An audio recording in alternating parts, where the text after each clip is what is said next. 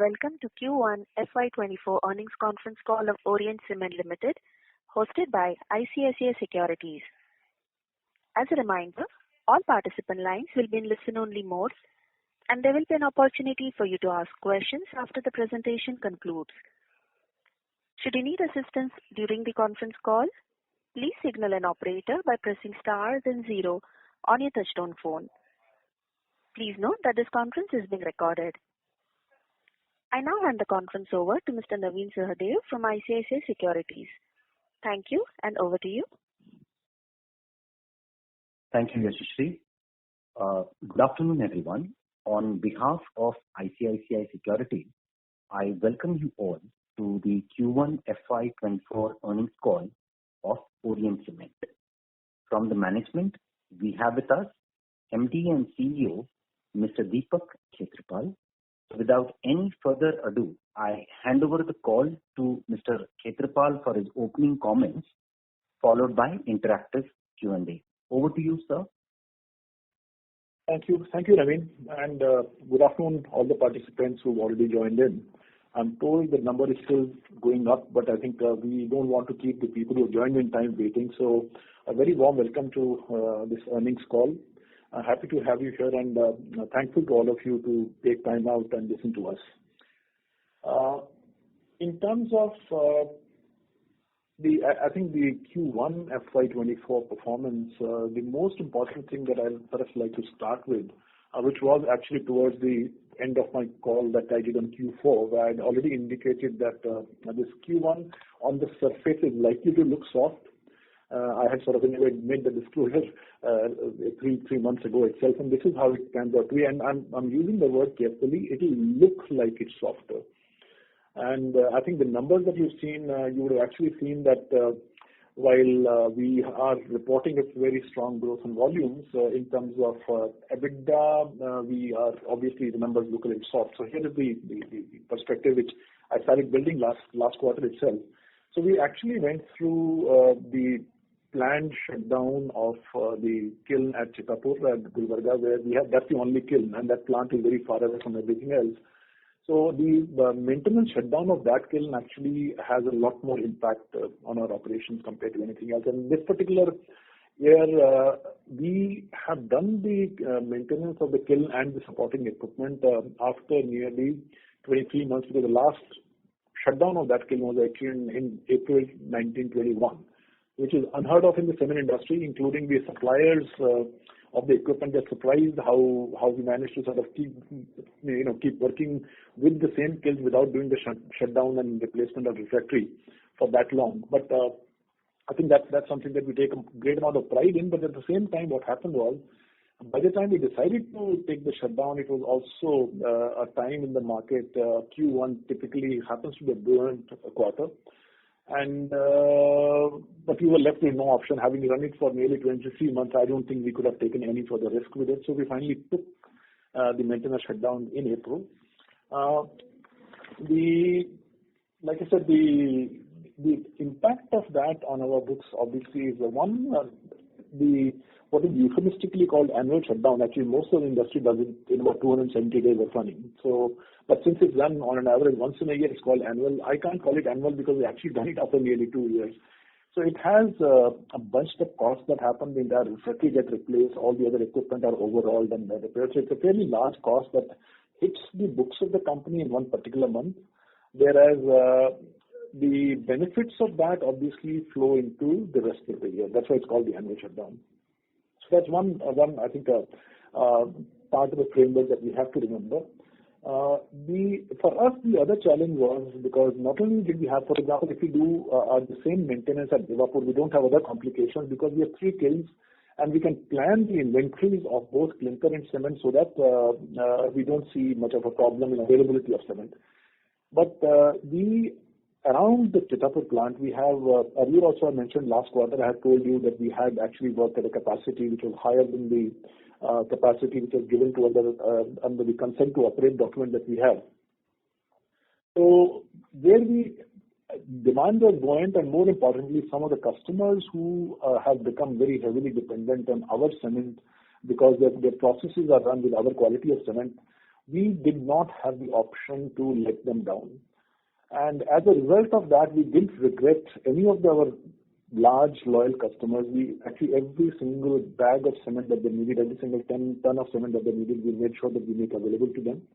That we could do when the kiln at Chitapur was shut only by transporting clinker from our other plant, which is in Telangana, Devapur as we keep calling it. So obviously, there is a huge amount of, I would say, movement of clinker that we had to make. Totally nearly 72,000 tons of clinker was used at Chitapur, which is actually produced in Devapur in the month of April, besides the inventory that is already built up at Chitapur. Now, it's a matter of pride for us that our customer who depend on us, we managed to meet their entire demand, and we took the costs as a part of remaining in the market and maintaining our relationship with the customer. So those relationships have even become stronger because every customer was aware that our kiln was not there and clinker was not available. But they know that no matter what it costed to us, we met the entire demand, which I'm sure goes towards strengthening our relationship with those customers even further. And they also saw, if you read our annual report, we keep talking about responsibility, we keep talking about agility. So all those things we actually demonstrate, not just talking within ourselves in the company, but our customers get to see it all the time. So which is something that we do take a great amount of pride in.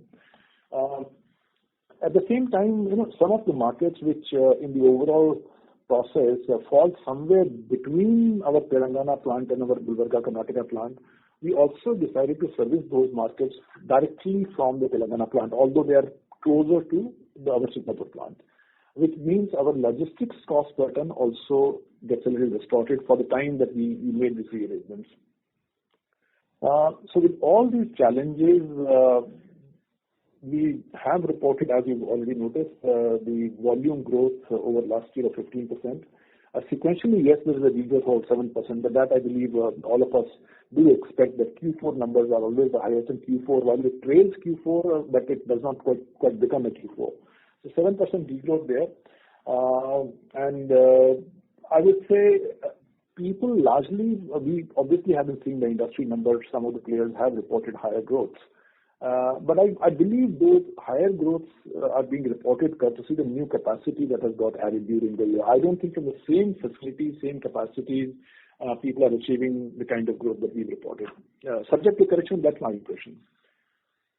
Now, the part which I think the investors would certainly not be happy, because we are also not happy, that despite such strong demand, the prices in the market actually have stayed flattish with a little bit, I would say, softer bias. As a result of that, some of the, let's say, initiatives that I've been talking about in the past, in terms of repositioning of a brand, in terms of also moving up the sales of our premium products, both Concall and Orient Green now. Courtesy of all of that, YOY, we have managed to maintain our realizations almost there. Now we are a shade under 5,200 rupees a ton, which is flat over last year. But what I understand, some people are actually taken by surprise that Q on Q we've reported a higher realization than we had in the preceding quarter, that is Q4. Now this obviously has enabled us to report also a revenue growth of 15%, and the sequential shrinkage in rupees terms in terms of turnover, we managed to contain that to 6% against the loss of revenue or decrease in revenue of over 7%. So that's on the sales and the volume side. But on the maintenance and freight costs, I've already mentioned the impact that is there. The EBITDA for the quarter, which has shown, I think it was 103 crores, it's flat over last year. While on the surface, as I said, this might look a little soft, but if you actually account for the fact and make a more apple-to-apple comparison, I think I'm not saying these costs are abnormal. Please don't misunderstand me. These costs are not abnormal. Kiln maintenance costs are normal part of the operations of the company. It's just that if the get booked in 1 month or 1 quarter, and for us that 1 quarter happens to be rather big, so I'm highlighting that part. But typically, I would say if I was to look at total costs of maintenance and transportation, of clinker and the impact of realigning some of the customers with the Telangana plant instead of Chittapur plant, which is closer. Our total cost for the quarter would be just on that about 20 crores and for the quarter. And also the other thing that we had mentioned, that we had actually engaged the services of McKinsey to do a certain amount of validation of our investment hypothesis, doing a little bit of more market research in terms of how we are faring with competition in those individual markets. So that cost also has been booked the same quarter. So the 20 odd crores, 20 plus crores actually, 23, 24 crores of little bit distortion. Please don't take that. McKinsey cost is a one-off cost for sure. The transportation cost increase, clinker transport from Devapur to Chittapur is a one-off cost. That's not going to be repeated then. But the maintenance costs are part of the cycle of the cement industry. So I'm just reminding people that we need to remember, despite taking nearly 25 crores in additional costs over last year's same quarter, we still are reporting flat EBITDA. So that's something that I thought I'll just highlight here. What would surprise you, and I know because typically the commentary in the market by all the investors and all of you analysts also has been around the fact that the international fuel prices are low and so we should benefit. And that would surprise you when you see that our fuel prices over let's say sequentially they are not that much down, even over the June 22. That means YOY also they're not looking as low as we should have expected, right? Given the softening of international fuel prices. I'm emphasizing the word international because while the international fuel prices, both coal and petcoke, have definitely dropped, what we have to remember is in the meantime, the domestic coal prices have actually gone up. And the fact of the matter is, I'm sure the many plants in the industry in India are still using dependent on coal, which is being supplied by Coal India and Simrani Collieries and other companies. In our case, as most of you who've been attending our calls, we've been informing you that our Devapur plant in Telangana, because of its proximity to Singareni coal mines, depends almost entirely on domestic coal. Whereas the Karnataka Chittapur plant, that runs more or less entirely on the petcoke. So the mix of different fuels at two different plants is the reason behind the improvement in fuel cost not being visible. Please remember, in April, our Chittapur plant was shut. So the overall petcoke consumed there was lower. So savings at Chittapur itself became lower because nearly a month out of 3, we did not use petcoke. On top of that, the additional clinker that we transported, 72,000 tons, that were actually produced in Devapur, where we use more domestic coal, exclusive domestic coal. So the nuances are important to see behind the numbers.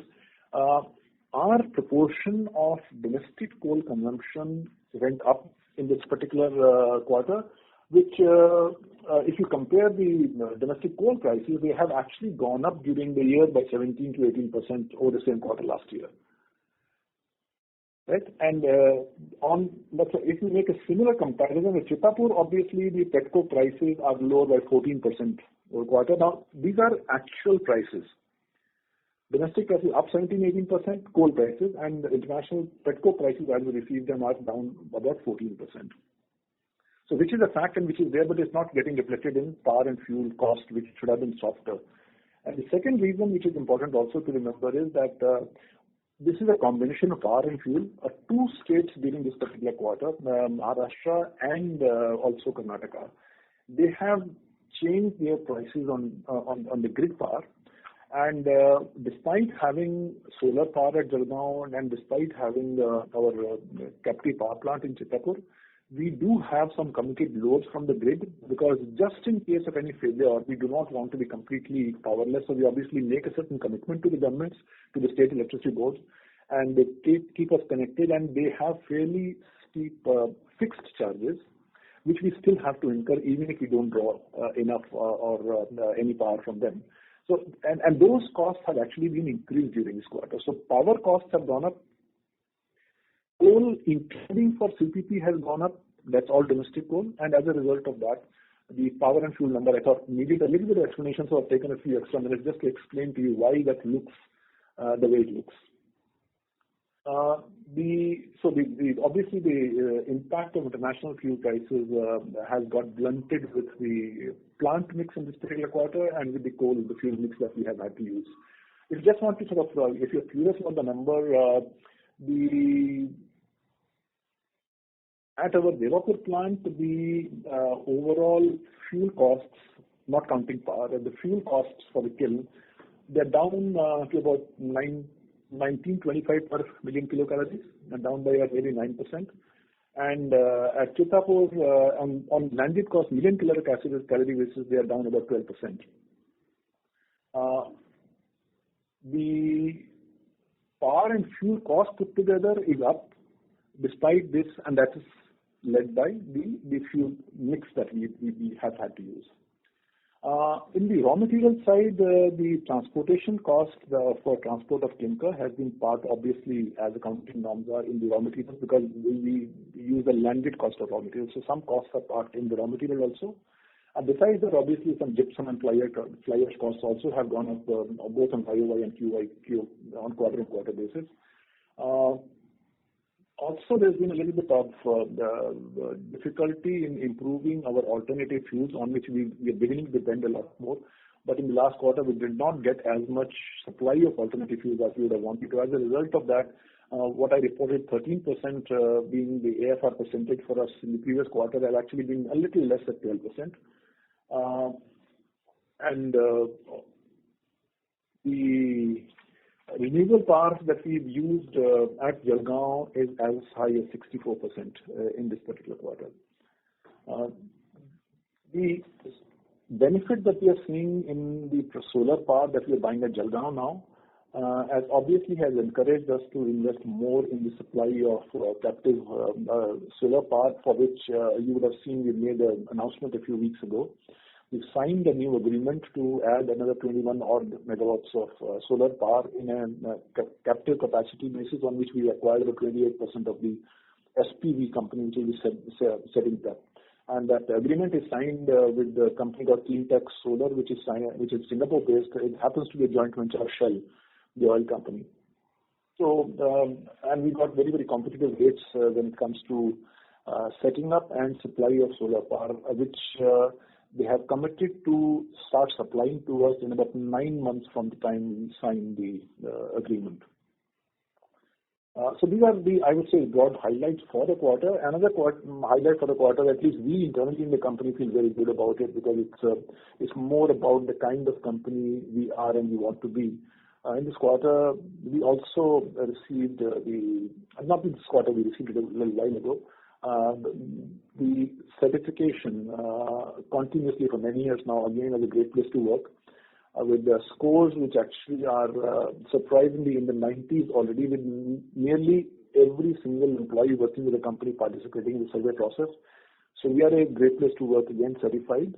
Not only that, we've jumped, let's say, last year we were just outside of the top 100 companies in India. This year we've got the rank of 70th company in the ranking, which includes all companies which undertake this survey. And we are the only company from the cement industry in the top 100 list.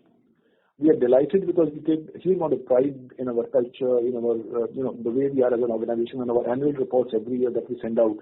We do try and introduce the story of Orient Cement as an organization beyond what we do as a business.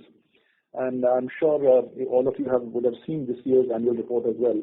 And we continue with the theme of being responsible and being agile.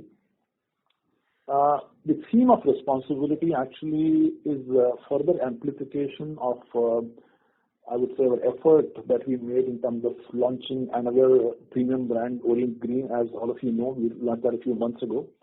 And that cement is called the responsible cement for the responsible consumer.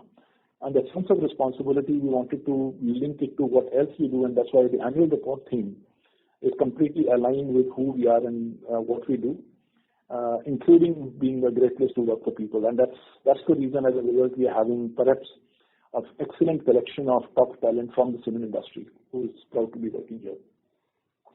On the customer mix side, there's always a curiosity, and a valid curiosity. So I may give you the answer before the question gets asked. In this quarter also, the B2C demand has remained soft. If we have achieved a large amount of growth, has actually come from the B2B demand, and again, largely to large infrastructure projects where we continue to be a preferred customer, and also a fairly large number of the ready-mix plant operators who want our cement more and more.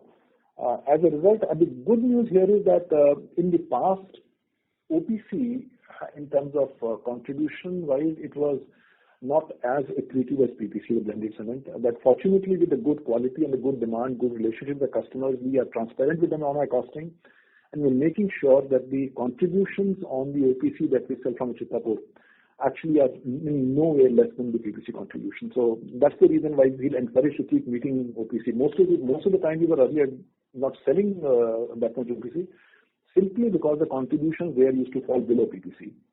But for us now, last few quarters consecutively, including this quarter, our contributions of OPC sold at Chitapur are higher than PPC.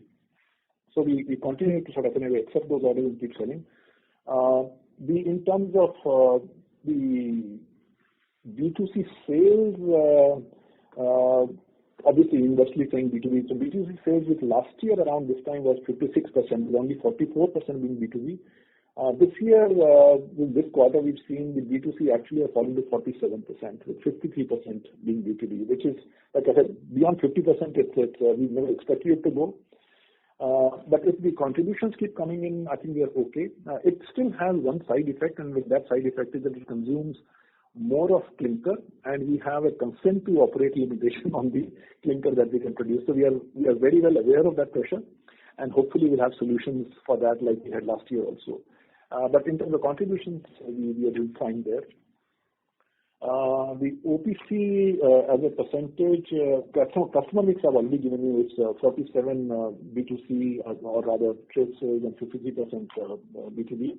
On the product mix, OPC is 45% in this quarter, which was 41% last year. So some B2B sales also happen with PPC. That's an indication. So it's not exactly equivalent of the B2B demand. In the B2C market, as I mentioned, despite the fact it keeps remaining slow, we are happy about one aspect, that is in the lower B2C demand also, our premium products put together, Strongcrete and Orient Green, actually have a 34% year-on-year growth. If we add volumes of Strongcrete and Orient Green in this quarter over the same quarter last year, we are up by 34%. And the premium products today are forming 20% and over. We just started crossing 20% overall in premium product sales of our B2C volumes. This is despite the fact that our B2C volumes sequentially actually have dropped 7.5%. It basically means that our value proposition of premium products continues to be attractive to our customers, and that we expect our revenues and volumes from the premium products to keep rising, keep helping us overcome the challenge of market prices, which remain under pressure most of the time. And obviously for that, maintaining our positioning well, if there are some compromises, I call them investments or sacrifices, to be made in the volume that we sell, because we still refuse many orders which do not give us a certain price that we demand and a certain contribution that we demand. So that strategy is unwavering. The net, I think, implication of what I've told you about OPC PPC mix, it basically means that Chitapur once again will be under pressure towards the end of the year to meet the OPC demand given the consent to operate. We're hopeful that with the new applications that we have moved for additional capacity creation, if those approvals are in hand, then the consent to operate limitation of Chitapur will not apply, because the new approval will come with a higher permission to us to do more mining and more production of clinker. So we're trying to solve the problem on a proactive basis. But it does mean that we need to get those permissions, and we also, the moment we get the permissions, as you know, we also want to start the construction activity at Chitapur for the second line that we've planned already. Other important, I would say, update which I must share with you, our waste heat recovery plant, which quite honestly we were expecting that we'll get the power by before end of June. It has suffered a few more weeks of delay because of some additional problem that cropped up when we started commissioning it. Now in the final stages of commissioning, what they call the steam blowing, which has to happen for 50-60 times every day. We are trying that. So hope we are expecting now that within the next couple of weeks, within the month of August, the waste recovery plant will start giving us power, a large amount of power. Actually, the waste recovery plants have two different segments to it. The major power comes from the heat which we take from the cooler to the kiln, and some part also from the preheater. So preheater part, which is nearly 20%, may be delayed by another 4 weeks, but within August we should get the power from at least the cooler waste heat. And as we always anticipate, the savings from this are going to be about 3 crores plus per month. So the very, very important project for us to commission at this stage. The fly ash rake handling system that we had said earlier is operational. We have tried bringing in fly ash by rakes even from far off plants, and we've seen that it's working well. As long as the fly ash is available from nearby plants, we are okay to transport it by trucks. But the moment we run into a problem, that's the risk mitigation measures that we've taken. So that also is ready and has already been commissioned. We are using it. Region-wise, our exposure to West has gone up even further. In this particular quarter, our total sales to West are at 62%, which was 55% last year. So anybody who still believes we are a South-based company, this is a wake-up call. We are 62% in West and we are 10% in Central. So 72% of sales of Orient Cement actually come from non-South markets. I just thought I'll call it out because many people still call it, oh, you're a South-based company. Yeah, I say, yeah, with 72% sales in non-South states. Our fuel mix, as I mentioned, this quarter has actually become 53% domestic coal, which was 43% last year, and the reason behind that I've already explained. And as a corollary, petcoke is down to 36% from 42% last year in this quarter. Our cost management, like I said, has not suffered any setback, although in the quarterly results it will appear as if we've incurred a lot more cost than you people expect us to do. But there are absolutely clear reasons for them, and as things are normalizing now, we get back to the same efficiency in the cost. Efficiencies have always been intact. The cost has changed because of, like I said, the plant mix changing and the fuel mix changing there. I really, at the end, I think another update which all of you do look for is our borrowing status. Our bank borrowings are now down to, I'll talk about the project borrowings against capex borrowings. They are at 203 crores as of 30th June. And another, I think, 3 quarters left, and that old one will be done. And now the new borrowings that we have against the waste recovery plant and the fly ash handling system, those are, I think, around 100 crores will be paid over a longer period of time. Net working capital from the bank's net of cash in hand was down to 55 crores. So if you take a debt in that sense, it was 250 crores at the end of 30th June. Prospects looking forward, I do believe the prospects remain strong, although the extremely heavy rains that most of you yourself have experienced in a city like Bombay, they have had a dampening impact on the project work all around. So July has obviously had a setback from the very heavy rains that happened all across our markets. I'm not giving the numbers, but yeah, the demand is not as given as it should have been given the momentum in the previous quarter. Early August still, we are beginning to see some relief from the rains, and as a result, some pickup in demand obviously is happening because the projects who keep waiting, they want the cement to be consumed further. So I stay very positive about that. The energy prices have been softening, and the full impact of that softening, as all of us know, will start emerging as the year progresses, as we consume the old inventory. Our petcoke last shipload that we had, we've already started consuming out of that, and we are well covered from today, depends on how much is the demand in the market. I think from minimum 2 to about 3 months petcoke fuel we already have. Now, as a result of that, we obviously have not been able to avail of the window when the petcoke prices were down to very, very close to $100 a ton, because we just didn't have the need to book that. And in the meantime, we started looking up at about $100, $102 a ton. We haven't seen any transactions happening from India. nor were we in a position to book. And I think that's why, because there was no buyer in the market, the prices came down. As we return to the markets, a little bit of uptick will happen in the petcoke prices. That's our reading. But they'll still be much lower than our last purchased petcoke. That should help going forward. The railroad mix-wise, I think we've been facing some policies from railways which have not been very friendly towards using them. As a result of that, the cement transported using railway has gone down to 15%. At one point in time, we were doing 20% plus, is down to 15%. That broadly would be my commentary. The capex schedule that we have given, we continue to sort of face slower response from the government departments to our papers that have been moved for approvals. Pushing them hard, but it's still taking time. I'm still hopeful that we'll be able to, start the work in the third quarter, as we're considering, maybe not early third quarter, but towards the end of third quarter. Assuming approvals come in hand, we do want to start Chitapur very, very quickly. And the last piece on the project, which was very contingent till the last time, it's now formed up a lot. The new grinding unit that we've been talking about in Madhya Pradesh area to be able to cater to the central market and from there to parts of the North India market.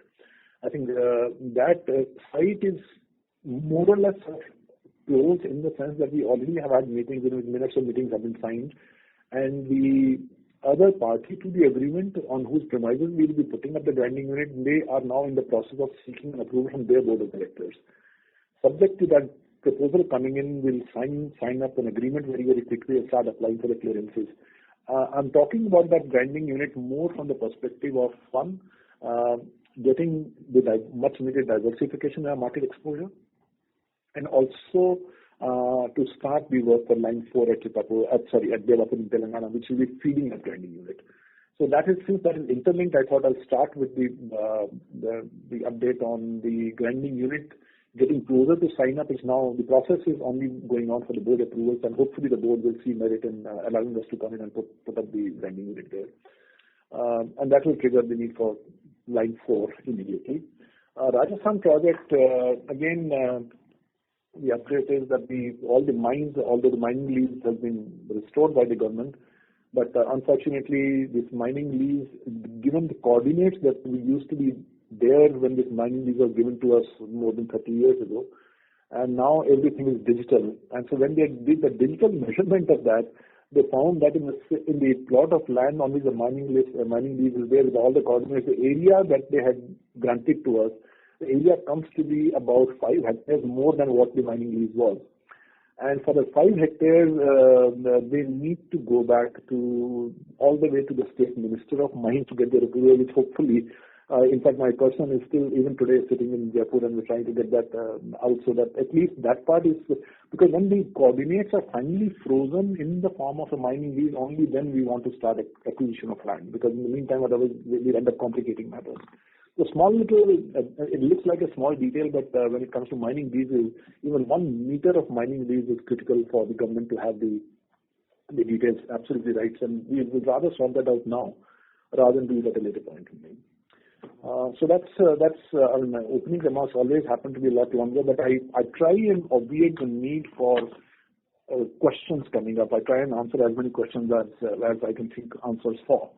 So I'll stop here, and I'm open to the questions that will still be there. Thank you. Thank you very much. We will now begin the question and answer session. Anyone who wishes to ask a question may press star and 1 on their touchtone telephone. If you wish to remove yourself from the question queue, you may press star and 2. Participants are requested to use handsets while asking a question. Ladies and gentlemen, we will wait for a moment while the question queue assembles.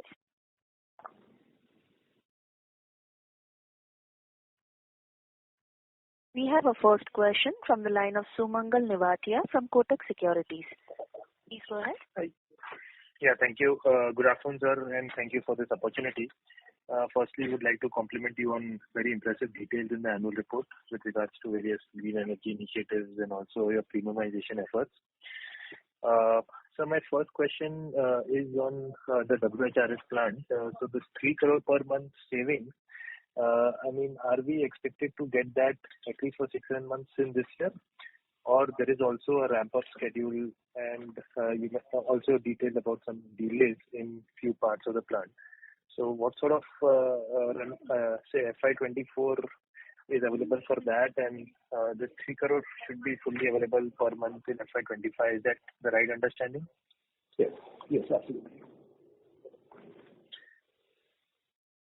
So on the delay part, since you mentioned, assuming that in August we start drawing power, as I mentioned to you, that will be 80%. So maybe in the month of September or maybe early October, it may be slightly less.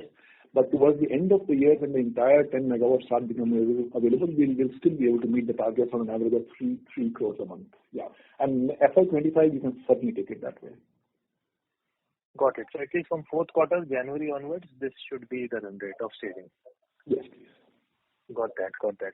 So second question is on the sequencing of these various projects. I'm a bit confused. So one is we are starting or hoping to start Chittapur expansion by 3Q, as per my understanding. Please, if you would like to confirm that.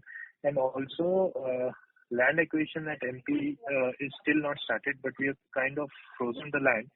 So are we, planning to then parallelly invest both in Chittapur and Devapur grinding and clinker line, or is it going to be sequenced one after the other? Okay, let me sort of provide maybe clarity on that. So Chittapur is something where we only are awaiting some approvals which have all been applied for, right? So that's simpler, and that the need for more clinker is much higher at Chittapur. So Chittapur will be in the sequence, it will be the number one. Okay. When it comes to land for the grinding unit in Madhya Pradesh that I spoke about, we don't have to acquire that land. We are talking to a counterparty who has the land, who are agreeing to give the land to us. But as I have said, they are in the process of obtaining the approval from their board. The moment the board gives the approval to sign the agreement, we already have the land with us, because that company is going to give us the land,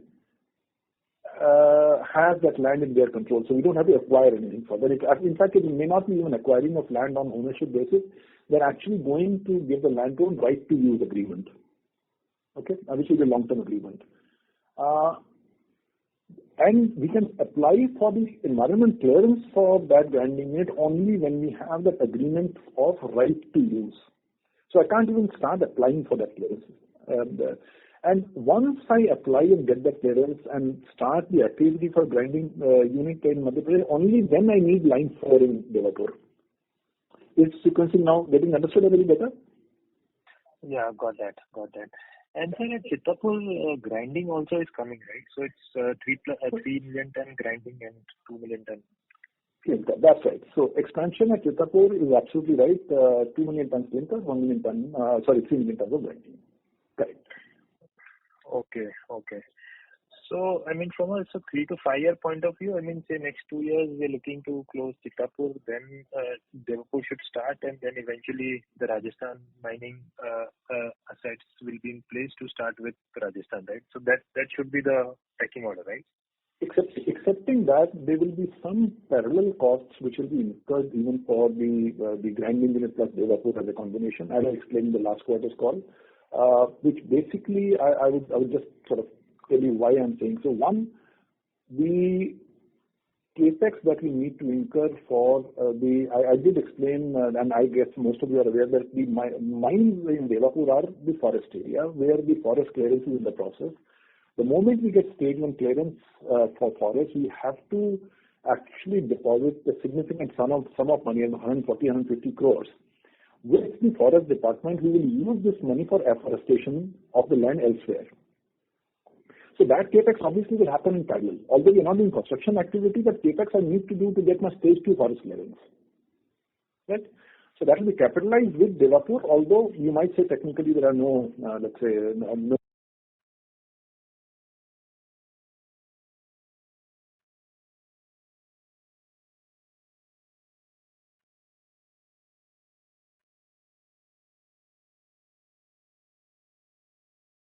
that becomes 750, 800 crores is a matter of when we receive the clearances. But our intention, our effort would be that we start spending capex soon, because that will determine how quickly we get the additional capacities. Got it, sir. Got it. Thank you, sir. This is very clear, and all the best. Thank you. Thank you so much. Thank you. We have our next question from the line of Rajesh Ravi from HDFC Securities. Please go ahead. Yeah. Hi, sir. Good afternoon. First question pertains to you explained on the fuel cost, why it went up. Could you share the fuel cost in per million cal number for the quarter, Q1? Oh, how will that help you? You need to know my cost of how I'm sort of doing it. But anyway, since you people get into nitty-gritty which you can't even relate to the reality, I'll give you a number if you wish. Sure, sir. And I have the number which is readily available with me for two individual plants. I'm just looking through. At Devapur in the last quarter we had 1925, and at Chitapur is 2340. Sorry, okay, this is 1925, okay, 1.92, something like that, okay? Yeah, and Chitapur is 2.340, which is imported by coke. 2340. Yeah. Okay. And sir, this Chitapur costing is higher, right, compared to Devapur? Yes, because Devapur has mines nearby, Chitapur has no mines nearby. It's a landed cost. Right. Please understand, I'm giving you landed cost. Yeah, understood. Because you have the linkage coal there, the costing is much better. More than linkage is the transportation on the coal. Transportation, okay. And this Devapur. And sir, what is the trend you are looking at for these numbers, in Q2 or maybe in Q3?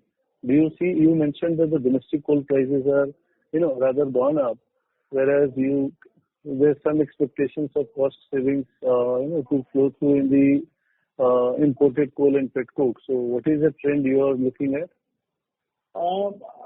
Same. I personally do not think the domestic coal prices will increase again in the next 2 quarters. I don't expect them to. There's no reason for them to increase them.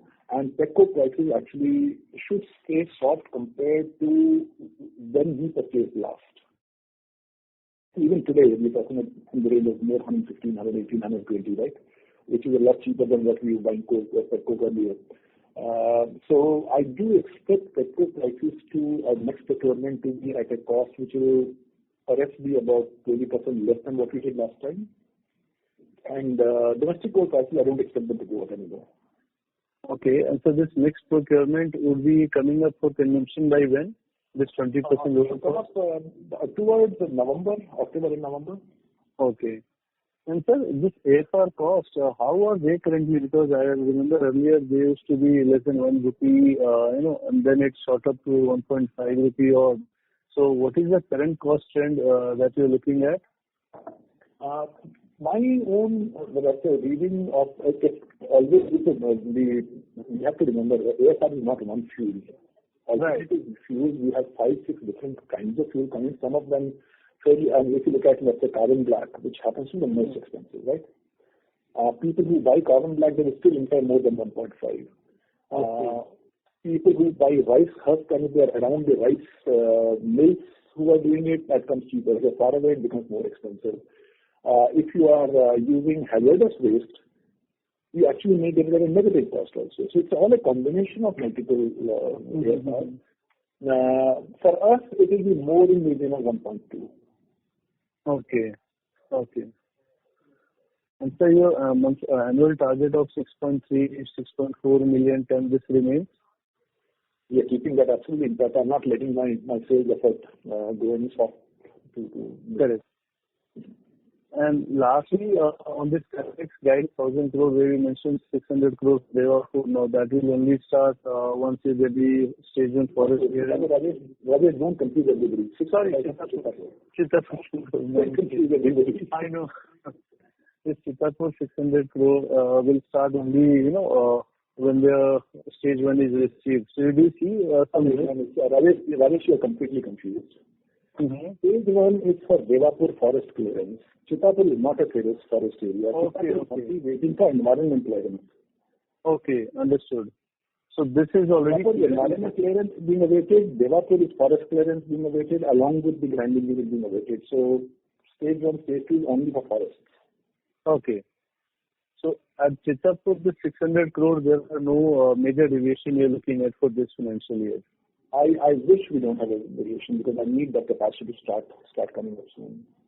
And so lastly, on this lead distance which you mentioned 300 kilometers, if you could give sense, is it primary lead or secondary lead when you mentioned 300 kilometers? The secondary remains more or less constant. If the primary goes up, depending on the market mix.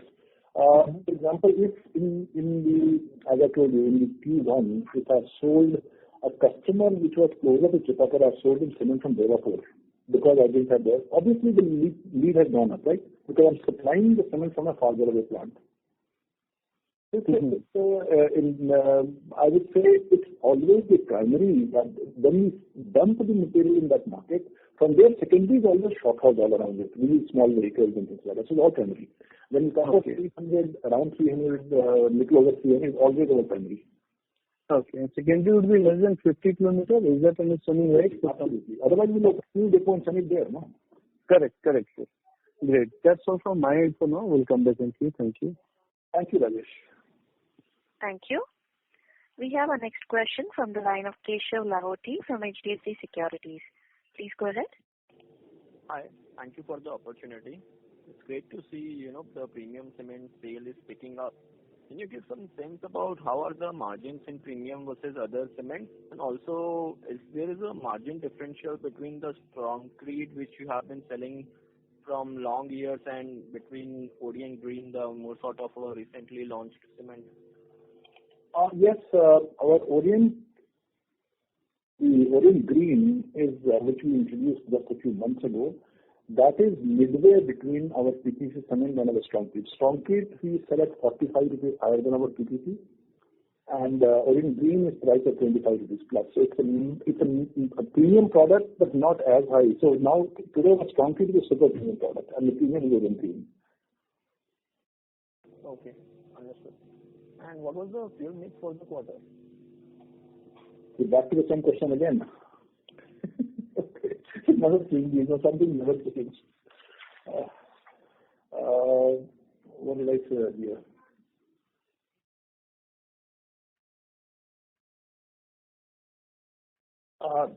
Fuel mix for the quarter, once again, I'm repeating for everybody else. Please don't ask me again. 53% domestic coal in this year or this quarter, and petcoke 36%, and balance is AFR, if you will. Okay.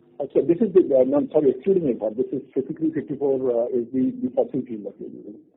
53 and 36. Okay.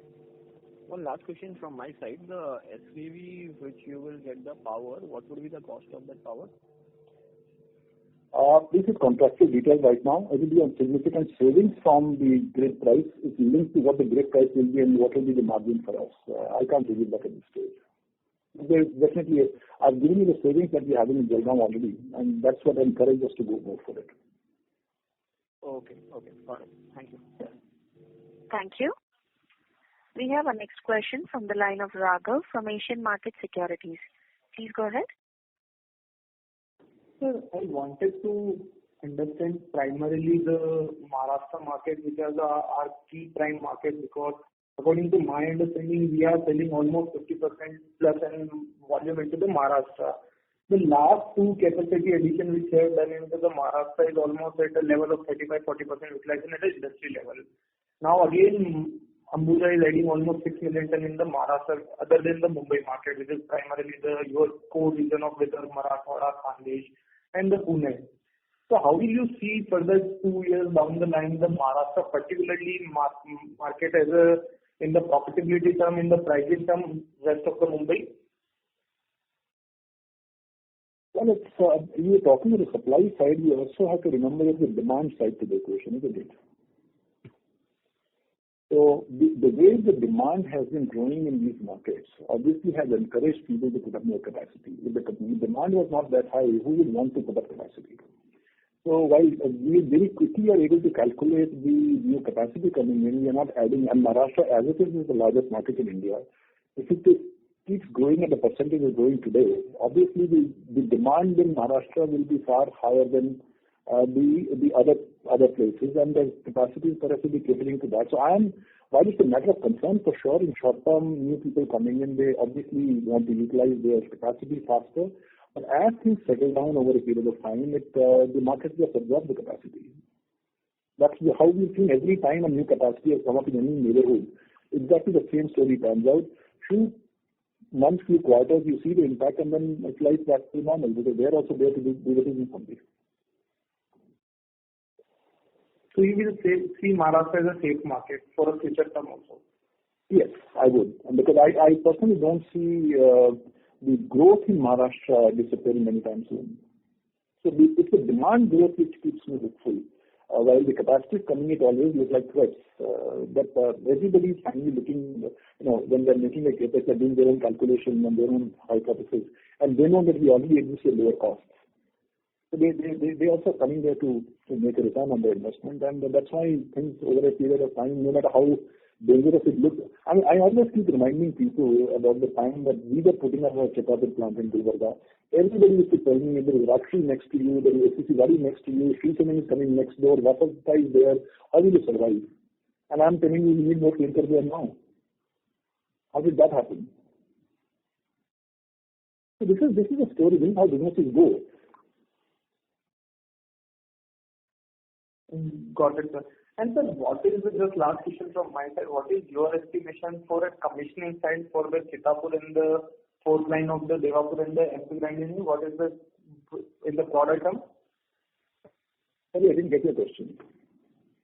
So what is the estimated deadline to completion for the Chitapur line 2 and the Devapur line 4? So typically speaking, the brownfield project we want to commission within 15 months from the date of start of construction. Okay? So let's assume for the moment that we are starting that on 1st of January 2024. 15 months from there we should commission Chitapur. 15 months is what we get a reduction time for a brownfield expansion. For a greenfield grinding unit, because it's a pure grinding unit, that also can be achieved in about 15 to 18 months because the still utilities the railway siding needs to get built in a grinding unit. So at places like Chitapur, you don't even have to build a railway siding, it's already there. So I would consider the other one to be more like 18 months than 15, but 15 to 18 months there also would be a target from the day we start doing the construction. We can take a volume assumption since that. Volume assumption, obviously, you can't say that we commission the capacity and next month itself we'll be selling the full capacity. It doesn't happen, right? So that build-up you have to take typically in the first year of commissioning, 12 months, we think if you are doing 50 to 60% utilization, we feel good. Because by third year, fourth, we'll start aiming for about 75-80%.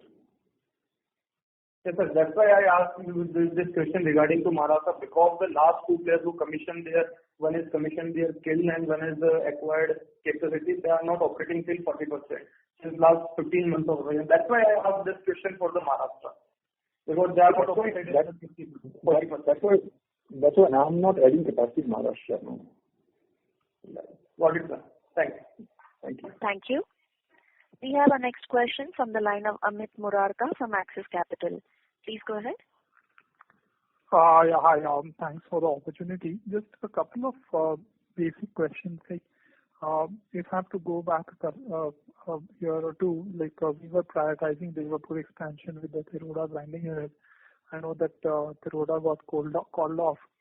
But why is now Chitapur given priority over Devapur? I just wanted to understand what's the change which has led to that.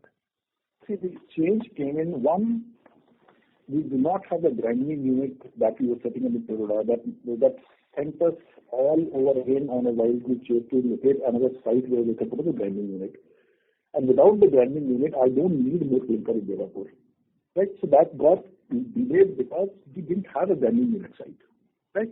In the meantime, at Chitapur, the demand changed more towards OPC from some very good customers, because of which my overall capacity of the plant was 3 million tons that we speak about, 3 million tons with a certain assumption of OPC PPC. In FY23 itself, I ran short of clinker at Chitapur. I've been mentioning that last quarter, today also I mentioned. So we can't get fixated with any decision taken. That's the definition of being agile. The moment we realize that Chittapur is opening up an opportunity, Devapur got delayed because Tiroda got cancelled. So what do? We still talk about Devapur first, or do we go and do business where it's available first?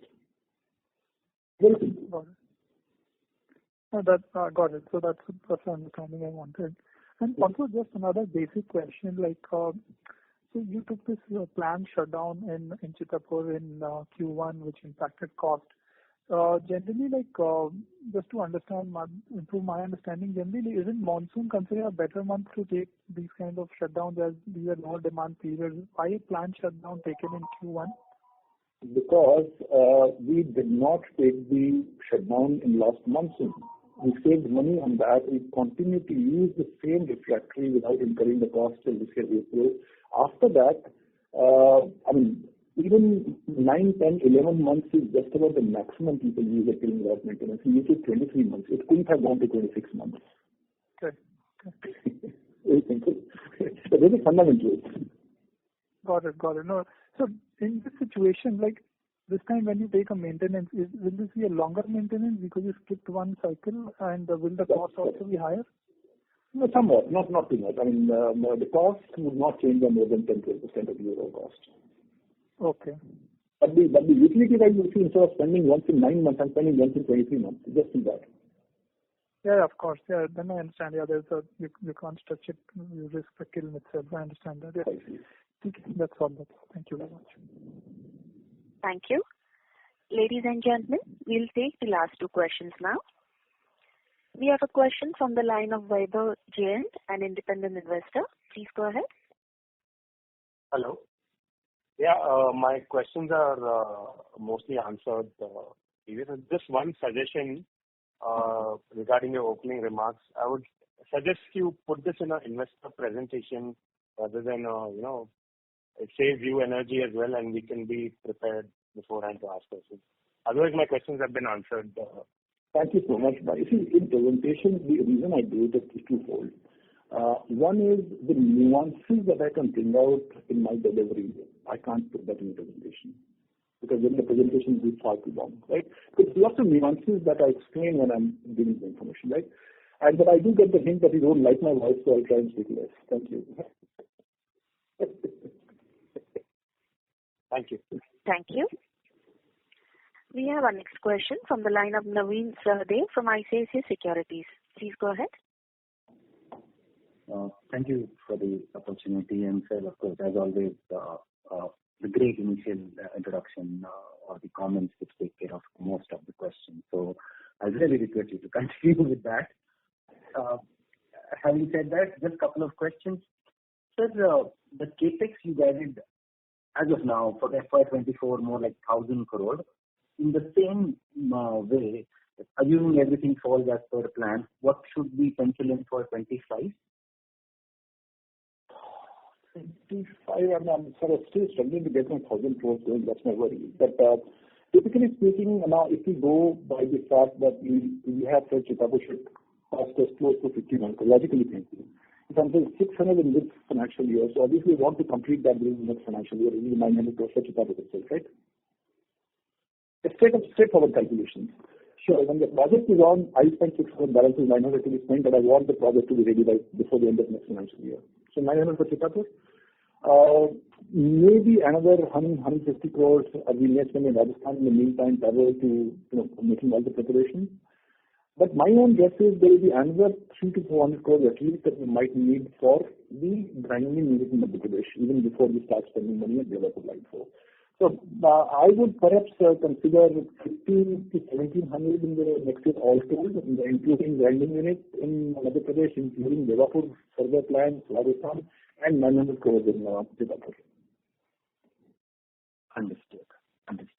And sir, just staying on this capacity, while we are looking at Chittapur line 2, an entire 3 million coming up there, are you also looking or exploring some possibility of a grinding unit more near, since West is now such a big market for us, as you just mentioned in the initial comments, so new grinding units near Patas or Solapur, where other peers have also, I think, have some grinding units. Is there an option to explore there, or you sure that Pithampur is where you want an entire 3 million ton to get commissioned? Look, in life, there's nothing that I assume forever.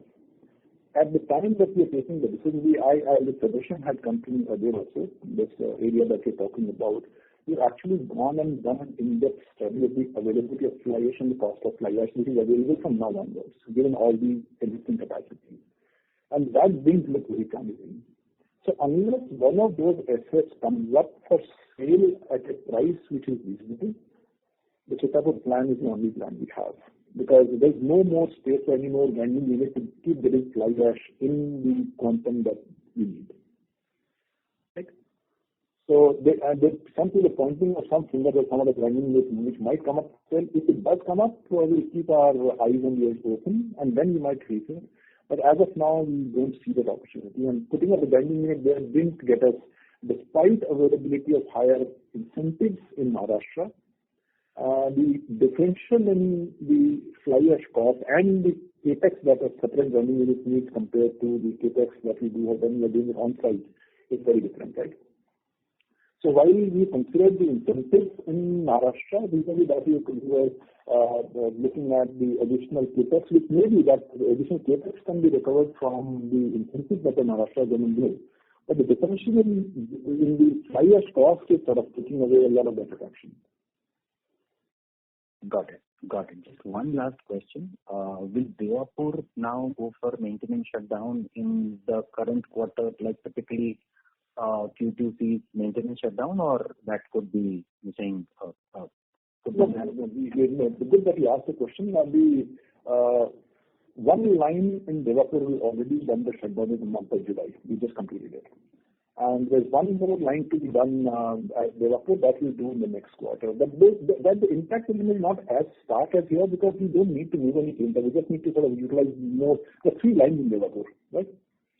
So that makes it a lot easier. And those kilns are smaller, so the maintenance cost also it's also the functional size of the thing, right? So the Pithampur kiln is the biggest kiln that we have, 6,000 TPD. Devapur the biggest is 4,000 TPD. So it's size-wise and in terms of availability of clinker, we have done the maintenance in July. We'll do one more in October. So they will come, but the impact will not be as dramatic as we had in Jaipur. Got it. Thank you. Thank you so much for the opportunity and all the very best. Thank you. Thank you. I would now like to hand the conference over to management for closing comments. Over to you, sir. Thank you. I personally make all my comments as opening comments themselves. So my closing comment only is to thank all the participants once again for sparing the time and listening to my long introduction that I gave and asking questions which are intelligent and which push our thinking even further. This grinding unit in Maharashtra, the this question of very intelligent which came to me earlier, we worked on that and today I will give a response to that.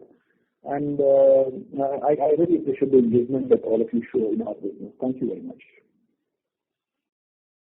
Thank you. On behalf of ICICI Securities, that concludes this conference. Thank you for joining us, and you may now disconnect your lines.